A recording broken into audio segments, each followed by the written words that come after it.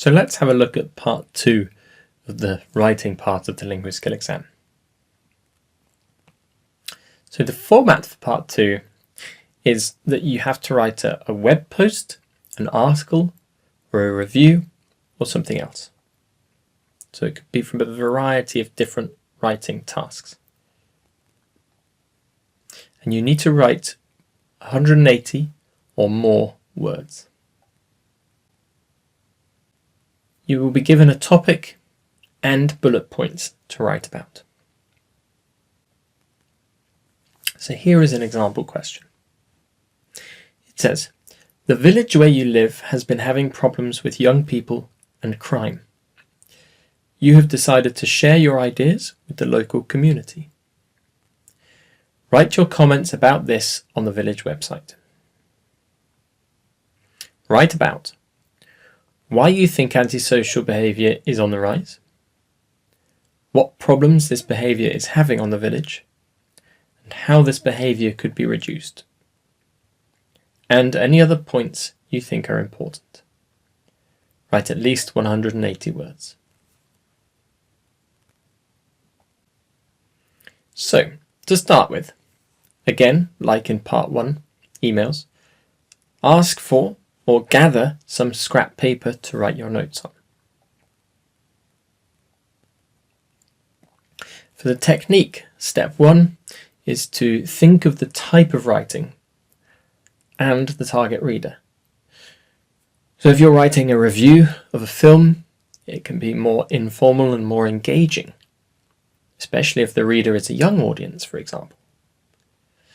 So think about the type of writing and the target reader to know what type of language and what type of formalities you should be using. For our example from before, you need to write to a website and you're writing to your local community. So I would write this in the first person as a personal message, and I would keep it informal and engaging. In the Linguaskill business exam, you will typically need to write to a manager or a member of staff or a client, etc. And the language you need to use will therefore be more formal.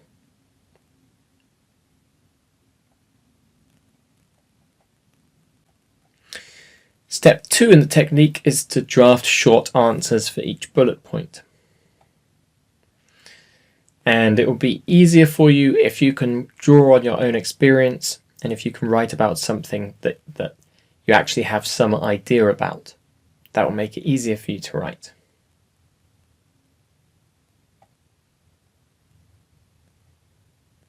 Step 3 is to make sure that you link your topics and your ideas together appropriately, using good linking words and making sure they link on an individual paragraph basis. So the first sentence of your paragraph opens and introduces the topic, and then maybe there's an example which links to that after. And also to make sure that your paragraphs connect well on a separate basis. So you have one paragraph as an introduction, and that leads on nicely into the first paragraph, which is the first main point, for example. And in your conclusion, for example, make sure you're not using new ideas and information, but reflecting on and analysing what you've already said in the rest of your writing before that point. So here's an example of what our draft paper could look like. We write down who the target reader is, the local community, for the example above. The language should be slightly informal. And the first topic of my answer could be why antisocial behaviour is rising, and it's rising because there is no community centre. This could be my idea. I have experience with this in the past where I've lived. There's no community centre, and that has led to a rise in antisocial behaviour, so that's something I could write about easily. And then we're going to link that to the second topic by talking about the problems, which is that there's damaged infrastructure. So the problems of increased antisocial behaviour is that infrastructure and things get damaged more easily.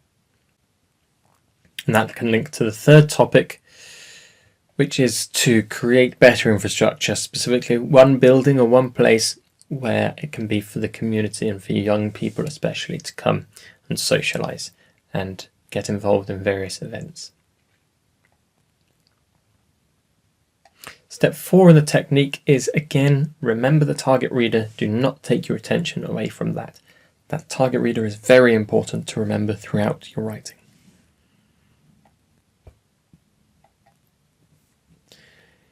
Step 5 is to make sure you tick the auto marker boxes. So a few video lessons ago we looked at how the auto marker marks your writing, and we want to make sure we're ticking its boxes, giving it what it wants to see. So for example, it likes to see idea development, so we should use cohesive devices, which are, for example, linking words and linking phrases. And these should form a little part of your plan on your draft notes as well. You could write one idea and then a little arrow and then a word like however to show that you're linking and to remind yourself to use that word in the exam. Make sure you use accurate vocabulary and grammar. So try to use appropriate words and try to show a range of simple and complex grammar structures. So present simple as well as third conditional, for example. Make sure your spelling, your punctuation and your capitalization are all correct, and this is a good thing to do, especially at the end of the writing. You should save yourself a few minutes to read over your work and check these things specifically. So here is my guideline for part 2. Practicing with various writings beforehand. So practice before you get in the exam, and that will help you know how long it takes you to plan, how long it takes you to write 180 words or more, and how long it takes you to check over your work, and then you can decide how many minutes in the exam to spend on each of these things.